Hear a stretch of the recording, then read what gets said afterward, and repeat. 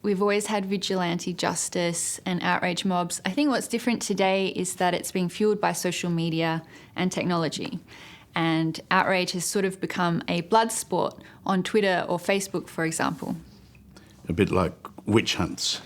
Yeah. And the interesting thing is that, like the Salem witch trials, if you get an accusation of being racist or sexist on social media, other people will be afraid to defend you because they don't want to be tainted by the association.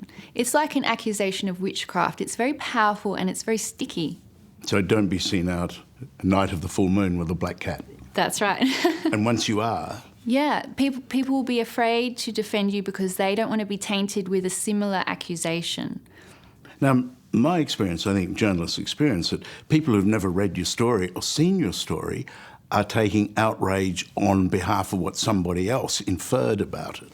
That's right. But increasingly today, we're being encouraged not to see ourselves as individuals, but as representatives of an identity group. So we often feel like we deserve or are justified in being outraged on behalf of our identity group. So because I'm a woman, I should be outraged on behalf of another woman. Can you give me an example of that? Get yourself into trouble here. Well, take the Me Too movement, right?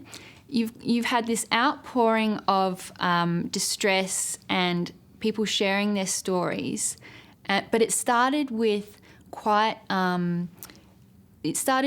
outrage on behalf of, directed towards Harvey Weinstein, who was guilty or allegedly guilty of some criminal acts, some very serious acts of sexual harassment. But it quickly got diluted down to complaints about a hand on the knee. And so when you collapse in actual sexual assault and rape with a hand on the knee, then something is going on. We're losing our sense of proportion. Because the Twittersphere and Facebook are the judge and jury in this. Well, don't just say Jeffrey Rush. I mean, hasn't been tried, but his life's pretty much ruined.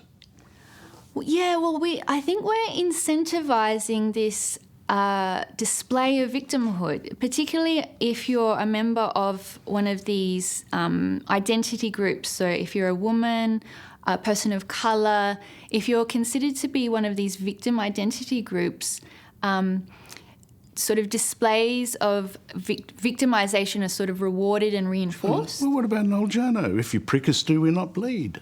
Well, you're an old white man, so you're not in the victim group. Count, yeah, that's right.